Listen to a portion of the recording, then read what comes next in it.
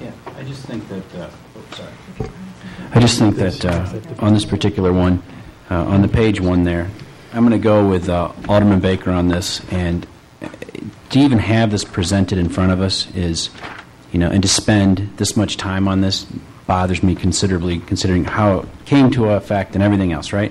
So I think at this particular juncture, I think that we need to reduce down those numbers, cut everything in half, drop down from Section 1B from 20 grand down to 10 grand, and make that all the way throughout there, and everything down to a maximum of $10,000. Now, I don't mind the exceed $25,000 particularly, right? But that number is going to have to just be knocked down to $20,000 at that last paragraph. But I would rather see things fall between $5,000 and $10,000, but to cut down that. Now, if it's going to slow down our doing business here at the City of DeKalb, we're going to have more things brought up in front of us, so be it. We don't have the money to spend anyway. We don't have the money to spend anyway. That's right, Dave. And I don't make light of this. I'm very serious about this. And this is something that we need to take care of. And in the future, if we see that there's no issues or any problems, if this seems to go along fine with the ordinance, we can always go back and adopt, and we can increase that number. But right now, I would support going through and changing some of these numbers to $10,000, 5 to 10, 10,000 over here, $1,500 to $10,000, and not to exceed $20,000 at the end there. I mean, that's what we're trying to do there. I mean, again, I look to where my my counterpart is on my right-hand side here, and I wish he was here this evening so that we could address some of this. But and I just think that would probably be the best thing at this, and then we can address this a year from now. So then making a motion to move these numbers down to 10. Mr. Mayor, can Yes. I comment on that? Yes, please do. Yeah, I know people are. I know people don't like the fact that I let contracts to Mr. Wogan. The law provided for it. I know they don't like it. I get that. We're making changes. But to go so far as to further limit, whether it's Mark Biernacki as city manager or any other city manager, ability to spend between $10,000 and $20,000 for the normal course of business, when we all say we want to make ourselves more business-like and more expeditious in what we do, to bring back more routine items for council approval, I think contradicts that. For example, the water superintendent contacted me last week sometime, I forget when it was. Some computerized system that regulates the flow of water in the tanks was crashing. He needed to buy new software, I forget exactly what it was. And the cost was around $12,000. Should not a city manager, whether it's Mark Biernacki or anyone else, be authorized to spend that, provided there's a budgeted amount for it? Should we spend 30 to 45 days processing that through the council? We've got a street maintenance job, and the bid that you originally approved came in under budget. This is a hypothetical. Well, I think this has happened once before. The city engineer approaches the city manager and says, remember that bid we awarded last spring? It came in under budget? Yeah. The contractor just approached me, and for an additional $15,000, we can patch one more street because he's got the ready mix already there and fix a couple more sidewalks. All right, well, I can approve that and get it done within a phone call, or I can wait 30 days to process it through you to do so. That's what you have managers for. I would suggest that the $20,000, which is a statutory allowance, works. Again, notwithstanding the whole law matter, like I said, I get that. We're making the corrections. But why should that instance, which many people didn't care for, translate into further reductions on the city manager's spending authority on routine matters that will slow down city business that could otherwise be approved? And I would submit that you should, for those reasons, I would submit that you shouldn't change the $20,000 number. Other discussion?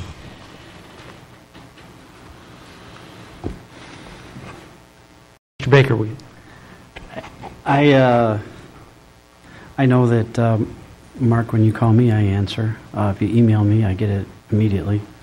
I guess maybe I'm thinking that it's a lot easier to communicate with us and maybe receive or experience a little bit slower responses, but you can count on one immediate response from me.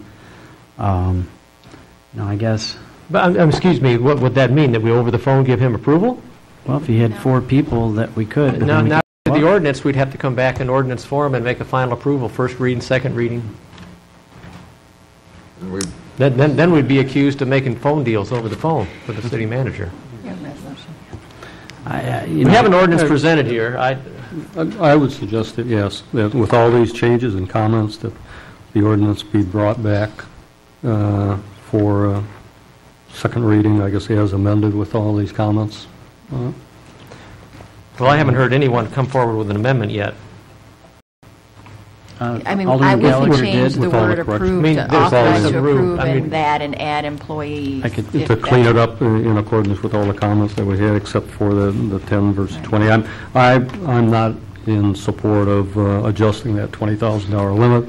I know what that would mean in the way of restrictions for the various departments throughout the organization to be able to conduct their day-to-day basis. I likewise acknowledge that the one instance has created this discussion, and I don't think we should make all these radical changes based upon that one occurrence of all the transactions that transpire out there on an annual basis by all the departments throughout the organization. I think the $20,000 limit should remain as the statute allows for. I'd like, Anybody, Mr. Tarazinski? I too am going to support the maintenance of the $20,000 level for operation purposes.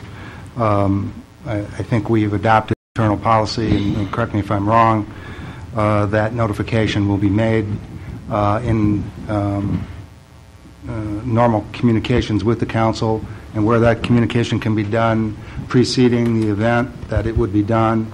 A log of such transactions would have been provided to the council, and correct me if I'm wrong, if I'm misstating my understanding of what our current procedure is, so that the members of the community and the citizens understand that that communication is going on and made to the city council. If there is some problem with that the council finds in the longer term, and I would want to revisit this. But with that communication and providing that on an ongoing basis, I would still support the $20,000 level. can I finish what I started before? Yes, please, one comment. I'd like to finish my other discussion. I was here when it was 10,000. It was never a problem. It wasn't that many years ago. And what you're saying, Alderman Tarazinski, is that even if we are notified, if we don't like something, we can't stop it till it's done. It's after the fact. And it won't take 30 days. It just takes the next meeting.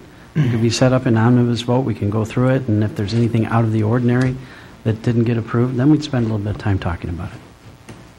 So I would second the motion on Alderman Gallagher's first motion, if that was a first motion. There wasn't a motion made. I said if it was. It sounded like one to me. I just didn't use the word. I'm deferring back. I would make that motion then to amend this to limit the spending authority of our city manager down to $10,000 and to make those changes within the ordinance over here.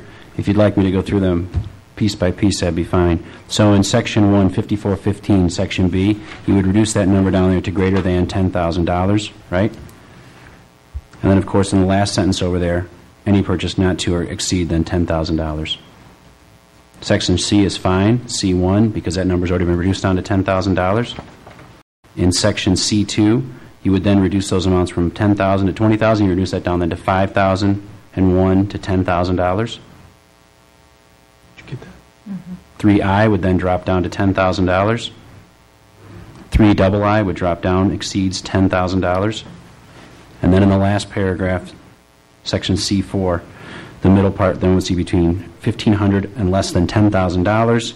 At the very end then, to follow up with Alderman Keller, right, not to exceed $20,000 in one calendar year, or fiscal year, excuse me.